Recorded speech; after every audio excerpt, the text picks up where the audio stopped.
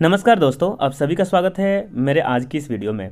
ये जो वीडियो है वो सेकंड पार्ट है एक लेसन का जिसका नाम है the man who planted trees.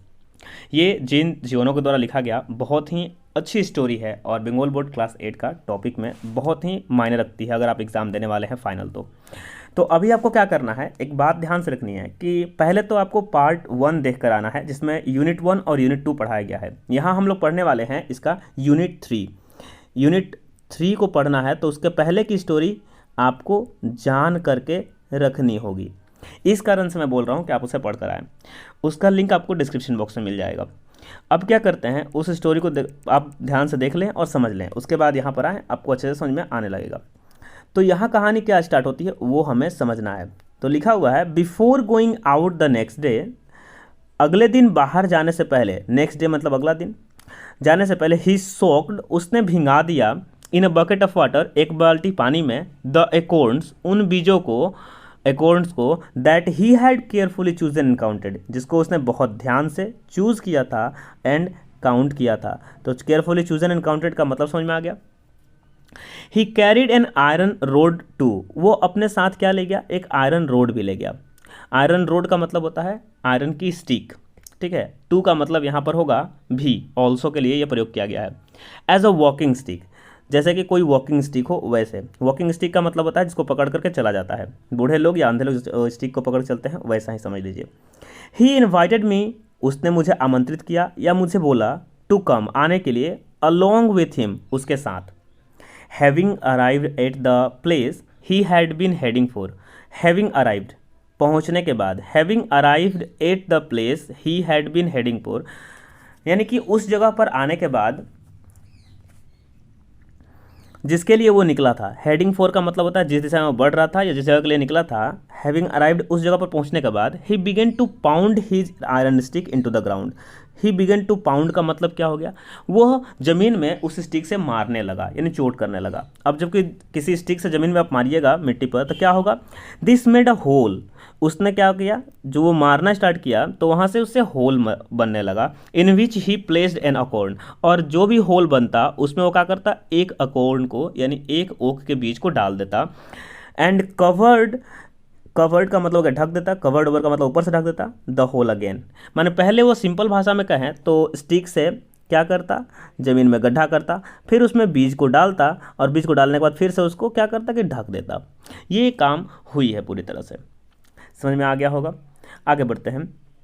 He was planting oak trees, और तब मुझे क्या हुआ, नरेटर कहते हैं कि तब उन्हें ये बात पता चली कि वो क्या कर रहा था, जो मैन था वो ओक के पेड़ लगा रहा था। इन दिस वे, इस तरीके से, ही planted his 100 acorns with great care. With great care का मतलब बहुत ध्यान से या सावधानी से। प्लांटेड का मतलब उसने लगाया। हिज 100 अकॉर्न्स माने उनके 100 अकॉर्न ओक के बीजों को उसने लगा दिया, जो उसने काउंट किया था पिछली रात। आगे कहानी में बढ़ते हैं। देखिए, एक एक बात को समझा रहा हूँ, एक एक वर्ड को समझा रहा हूँ जिससे कि आपको और अच्छे से समझ में आए। तो आपको करना क्या है, सिंपली एक पेंसिल लेकर बैठे, जब पढ़ने के लिए आप बैठे तो इस वीडियो को देखें और अपने बुक में अंडरलाइन करें। बाद में क्या करें, उन सभी वर्ड्स को नोट कर ले कॉपी में, और बाद में वीडियो को ही चालू करके आप उसका मीनिंग लिख लें, क्योंकि उसके लिए आपको क्या करना होगा, बार बार किसी वर्ड को सर्च नहीं करना होगा। मैं जो बोल रहा हूँ बस उसको लिख लें, वो जो मीनिंग बता रहा हूँ वो आपका इस बुक से ही रिलेटेड है, मैंने इसकी मीनिंग से, तो एकदम सही होगी। आगे बढ़ते हैं। ही टोल्ड मी दैट, उसने मुझसे कहा कि, फॉर 3 ईयर्स, 3 सालों से, नाउ, क्या बोल रहा है, he told me that for 3 years now, अभी से 3 साल पहले से, ही हैड बिन प्लांटिंग, वो क्या कर रहा था, वो प्लांट कर रहा था ट्रीज को, इन दिस सॉलिटरी वे, इस एकांत तरीके से या अकेले ही। सॉलिटरी का मतलब होता है अकेला, वे माने तरीका होता है। तो वो अकेले ही 3 सालों से, अभी बताया कि अभी से पिछले 3 सालों से वो क्या कर रहा है, पेड़ लगा रहा है। ओके, ही हैड प्लांटेड 100,000, उसने कितना प्लांट कर दिया है, 100,000 मतलब करीब उसने 1 लाख पेड़ लगा दिए हैं। कैसे गिनिएगा इसे, तो 100,000 का मतलब क्या हो गया, पहले आप 100 लिख दीजिए, उसके बाद 1000 के लिए फिर 3 जीरो लिखिए और देखिए कितने हो गए। तो आप जिसको काउंट करिएगा तो मिल जाएगा आपको 1 10 100,000 10,000 लाख, यानी कि 1 लाख। टोटल इसने कितने लगा दिए हैं, 1 लाख पेड़ इसने ऑलरेडी लगा चुका है वो। अब वो क्या कहता है, ऑफ दीज, जिसमें से, ऑफ दीज का मतलब हो गया जिसमें से 100,000 जो पेड़ लगाया है उसमें से क्या हो रहा है, 20,000 हैड कम अप, कि मतलब 20,000 जो है हैड कम अप मतलब उगेंगे, यानी उगे। तो सोच लिया रेशियो बहुत ही ख़राब चल रही है, मतलब 1 लाख लगाइए और 20,000 का आपको अगर फ़ायदा हो तो कितना घाटा चल रहा है, समझ रहे हैं ना आप। तो उतना ही उसको फ़ायदा है। लेकिन हम जानते हैं कि जब खेती की जाती है तो इतनी आसान नहीं होती किसी चीज़ की खेती करना। हर बीज एक पेड़ बन जाए ये ज़रूरी नहीं है, उसको उस तरह का माहौल मिले तब तो। अब का आगे का कहानियाँ बढ़ते हैं। It was at this moment that I began to wonder about his age. अब चूंकि मैंने देखा कि इतना बड़ा है, ऊपर से 3 सालों से लगा रहा है पेड़, तो इस बात को सोच करके एट दिस मोमेंट यानी इस क्षण, आई बिगेन टू वंडर, मैं चौंकने लगा, अबाउट हिज एज, उसके उम्र को लेकर के। He was clearly more than 50। वो कितना था, मोर देन 50 था, मैंने 50 साल से इसकी ज़्यादा उम्र थी, ऐसा मुझे साफ साफ दिख रहा था। क्लियरली का मतलब हो गया ही टोल्ड मी 55। तो 55 ही टोल्ड मी, इसका मतलब क्या हुआ कि उसने मुझे बताया कि मैं 55 साल का हूँ। His name was Elzeard Bouffier, उसका नाम था Elzeard Bouffier. He had owned a farm, उसका एक फार्म था, ऑन्ड का मतलब पास होना, उसके पास एक फार्म था, फार्म का मतलब एक घर भी था। इन प्लेन्स, प्लेन्स का मतलब है मैदानों में। Where he lived most of his life, जहाँ उसने अपना पूरा जीवन बिताया। He had lost his only son, only son का मतलब केवल इकलौता उसका एक बेटा था, उसको उसने खो दिया। एंड देन हिज वाइफ, और उसके बाद उसकी पत्नी भी खो गई। सिंपल भाषा में कहा जाए तो खोने का मतलब मर गए। उसके पहले उसका बच्चा मरा, फिर उसकी पत्नी भी मर गई, अब उसके पास कोई नहीं था। ही हैड रिटायर्ड, इस कारण से क्या हुआ, he had retired into this solitude, इस एकांत जगह में जहाँ पर कोई नहीं है वहाँ ये चला आया। रिटायर्ड का मतलब हो गया यानी कि खुद को वहाँ से मैदानों से इस जगह पर लेके चला आया। Where he took pleasure, where he took pleasure मतलब जहाँ इसे खुशी मिलती, इन लिविंग स्लोली, आराम से जीवन जीने में, with his flock of sheep यानी कि भेड़ों के झुंड के साथ, एंड हिज डॉग और अपने कुत्ते के साथ। He had concluded that this, उसने जब ये कहानी चल रही थी तभी उसने क्या किया कि ही हैड कंक्लूडेड, उसे दिमाग में एक बात आया। अब यहाँ चूंकि यहाँ रहने लगा था वो आकर के, तो कंक्लूजन का मतलब होता है उसने निष्कर्ष निकाला कि, दैट का यहाँ मीनिंग होगा कि दिस कंट्री वॉज डाइंग, यह कंट्री जो थी वो मर रही थी। For lack of trees, for का मतलब एज भी होता है और बिकॉज भी होता है। बिकॉज लैक ऑफ ट्रीज का मतलब पेड़ों की कमी के कारण ये जो कंट्री थी, जो जगह था यहाँ पर, कंट्री का मतलब हो गया वो मर रहा था। ही एडेड दैट, अब उसने इस बात को दिमाग में रख लिया। एडेड का मतलब हो गया ऐसा नहीं कि कुछ जोड़ दिया। Having nothing more important to do, उसने कहा कि कुछ भी ज़्यादा इम्पोर्टेंट नहीं है करने के लिए। ही हैड रिजॉल्व, उसने निश्चय कर लिया, टू रिमेडी दिस सिचुएशन, कि वो जो कंट्री मर रही है उसके लिए ये उपचार करेगा। उपचार करने का मतलब हुआ कि जो जो जगह पर अभी वो है, जो सॉलिटरी प्लेस के बारे में बात कर रहा है, वहाँ पर पेड़ नहीं है, पानी नहीं होती है, इसलिए इस जगह पर कोई जीवन नहीं है, यानी कि मृत्यु के समान है। तो उसने सोचा क्या करूँ, तो इसका उपचार करूँगा। उसने अपने मन में रिजॉल्व यानी कि निश्चय बना लिया और बोला कि इससे इंपॉर्टेंट अब मेरे लाइफ में कुछ नहीं है, और वो क्या करने लगा, पेड़। तो वही बात था। We parted the next day, parted का मतलब होता है अलग अलग होना, तो हम लोग पार्ट पार्ट में बढ़ गए। इसका मतलब हुआ कि मैं अपने रास्ते और वो अपने रास्ते चला गया। The next year the war came, और अगले साल क्या हुआ, वॉर आई। वॉर कैम का मतलब होता है लड़ाई स्टार्ट हुआ। In which I was engage for 5 years, जिसमें मैं क्या था, इंगेज हो गया 5 सालों के लिए। With the war behind me I had a great, चूँकि मेरे साथ अब चारों तरफ युद्ध ही चल रहे थे, तो I had a great desire to breathe, तो मेरे मन में एक ग्रेट, एक बहुत ही बड़ी इच्छा उत्पन्न हुई, जिसका नाम था to breathe a little pure air, कि कम से कम मुझे थोड़ा शुद्ध हवा मिले जिसमें मैं सांस ले सकूं। And I set out again, और मैंने फिर से अपनी जर्नी स्टार्ट की। कौन कहता है इस बात को, नैरेटर कहते हैं। इस कहानी के जो वक्ता हैं, जो कहानी को कह रहे हैं, सिंपल भाषा में कहें तो जिसने इसको लिखा है वही कह रहे हैं कि वॉर आने के बाद वो उसमें बिजी हो गए 5 सालों के लिए। और जानते हैं कि वॉर में जब होती है तो वहाँ पर शांति नहीं होती, ये एयर जो होता है पॉल्यूटेड हो जाता है, क्योंकि गोला बारूद सब फूटने के कारण, समझ रहे हैं, चारों तरफ खून, नदियाँ, लोग मरते हैं, चारों तरफ रोना धोना रहेगा। तो उससे वो उब चुका था, तो उसके मन में इच्छा हुआ कि अब थोड़ा शांति भरा माहौल में चला जाए और प्योर हवा ली जाए। इसलिए उसने फिर से अपनी जर्नी स्टार्ट की थी, जैसे उसने पहले किया था। आगे बढ़ते हैं, कहानी को कंटिन्यू करते हैं। अलॉन्ग, अब उसने जो journey set out, the journey क्या था, set out along the trails, trails का मतलब उस रास्ते से, थ्रू दैट जिससे हो करके वो कहाँ जाता है, डेजर्टेड कंट्री में पहुंचता है। वही डेजर्ट कंट्री जिसके बारे में बात किया था उसने पहले, मतलब जिस जगह पर पहले वो घूमने आ चुका है वहीं पर फिर से आता है। The land had not changed, अभी भी ये जो ज़मीन थी वो बदली नहीं थी जहाँ से वो गुजरते हुए आ रहा है। Ever since the day before, आज से पहले, द डे बिफोर का मतलब इसके पहले। I had been thinking about the shepherd, अब चूंकि वो यहाँ आया तो वो सोचने लगा फिर से उस सेफर्ड के बारे में जिससे साथ वो मिल करके एक रात बिता करके गया था, उसके साथ रहा था, शरण मिली थी उसे। हु प्लांटेड ट्रीज, और जो पेड़ लगा रहा था। आगे के बारे में बात करते हैं।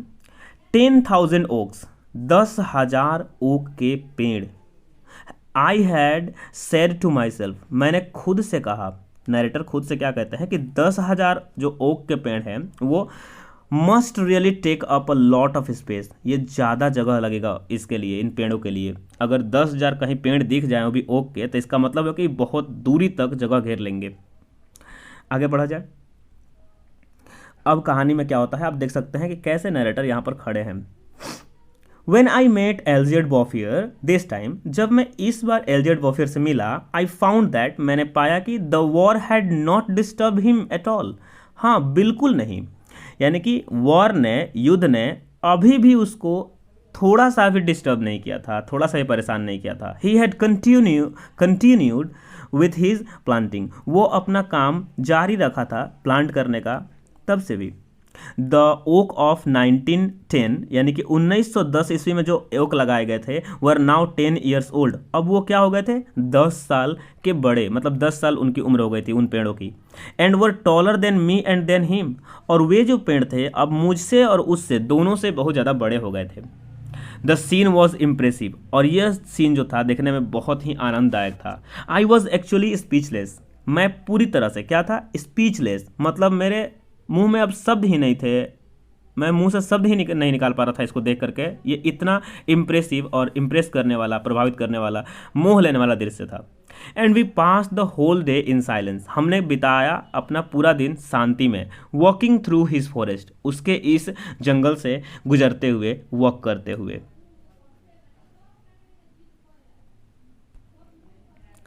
ठीक है, यहां तक हो गया। It was in this section, sorry, it was in 3 sections, जो पेड़ थे, जो जंगल था वो 3 सेक्शंस में बटा हुआ था, मान लीजिए कुछ इस तरह से, जिसमें से पहला, दूसरा, तीसरा, तो 11 किलोमीटर्स लॉन्ग ओवरऑल, और पूरी लंबाई जो थी इस जंगल की कितनी थी, 11 किलोमीटर लंबी, ओवरऑल मैंने सब मिला दिया था तो। एंड इट्स वाइडेस्ट पॉइंट, और जो इसका, इस जंगल का मान लेते हैं ये जंगल है, तो इसका सबसे वाइडेस्ट पॉइंट मान लेते हैं, वो इधर से अगर बना दिया जाए, सबसे चौड़ा भाग था, वो कितना था, वो था, ध्यान रखिएगा, 3 किलोमीटर्स वाइड, यानी सबसे चौड़ाई वाला भाग। मान लीजिए कोई जंगल है तो ऐसे फैला होगा, ऐसे करके दिख रहा है आपको, तो जो इसमें सबसे चौड़ा भाग आपको दिखे वो समझ जाइए कितना चौड़ा था, 3 किलोमीटर चौड़ा, जो कि छोटा बात नहीं है। ठीक है। When I considered that these had all sprung, जब मैंने इस बात पर ध्यान लगाया तो these had, और कंसिडर करके क्या कहता है, when I considered, जब मैंने विचार किया, that कि these, कि ये सब, had all sprung, जन्म लिए हैं या उगे हैं, from the hands, हाथों से, and from the shawl of only one man, या फिर this one man। जब मैंने इस बात पर विचार किया कि इतने सारे पेड़ उगाए गए हैं केवल एक व्यक्ति के द्वारा, एक व्यक्ति और उसके मन के द्वारा और उसके हाथों के द्वारा, साथ में एक और बात मुझे दिमाग में आई कि विदाउट टेक्निकल एड्स, टेक्निकल मतलब होता है तकनीकी, एड्स का मतलब मशीनरी कह सकते हैं, या टेक्निकल सामग्री। जैसे मान लीजिए पेड़ लगाना है, मशीनों का उपयोग कर दिया जाए, खाद का उपयोग कर दिया जाए, पानी आसानी से मिल जाए, तो कितना जल्दी कोई पेड़ उग सकता है। बट ऐसे बंजर भूमि में इस अकेले आदमी ने अकेले ही इतने सारे पेड़ लगा दिए और एक जंगल बना डाला बिना किसी सहायता के। इट स्ट्रक मी, तब इस बात ने मुझ पर चोट किया, यानी कि इसने मुझे जागरूक कर दिया, that man could be as effective as God, कि मनुष्य जो है वो भी भगवान के जैसा ही प्रभावशाली हो सकता है, इन डोमेन्स अदर देन डिस्ट्रक्शन। इन डोमेन्स मतलब किसी चीज़ को बनाने में डिस्ट्रक्शन की जगह। डिस्ट्रक्शन तो सभी करते हैं, लेकिन अगर इंसान चाहे तो उसके अंदर क्रिएटिव पावर है, वो क्रिएट कर सकता है किसी भी चीज़ को, और ये पावर उसके अंदर बहुत ज़्यादा है, और ये पावर दिखाती है कि वो भगवान के बराबर है। तो आई थिंक ये पूरा का पूरा बात तो समझ में आ गया होगा, जहाँ हमने बात की एक ऐसे व्यक्ति के बारे में, जहाँ राइटर हमारे नरेटर जो है वो घूमने गए और मिले उससे, एक अकेला आदमी ने फॉरेस्ट खड़ा कर दिया। ऐसे ही अगर आप अपने मन में एक विचार को जन्म देते हैं और उस पर एकदम मन लगा करके उसको फॉलो करते हैं, तो आप ये बात मत भूलिएगा, आप याद रखिएगा कि आप भी उसको अकेले ही कर सकते हैं, किसी की आवश्यकता नहीं आपको। ऐसा नहीं कि हर दिन मूर्ख बने ही रहना है, नहीं आज कोई चीज़ पढ़ने नहीं आ रही है तो आगे भी पढ़ने नहीं आएगी, ऐसा बिल्कुल नहीं है। आप ट्राई तो करना स्टार्ट करो, फोकस करो, मन में एक दृढ़ विश्वास रखो और देखना कि आप उसे ज़रूर कंप्लीट कर पाओगे। तो वीडियो तो यहीं पर ख़त्म होने वाली है। वीडियो को अच्छे से देख ले, पार्ट 1 पार्ट 2 अच्छे से क्लियर हो जाएगा, तब क्वेश्चन आंसर जब करिएगा तो और आसानी समझ में आएगा, और जब एग्जाम में सीन दिया जाएगा तो आप इसको पढ़ने के बाद समझ पाइएगा।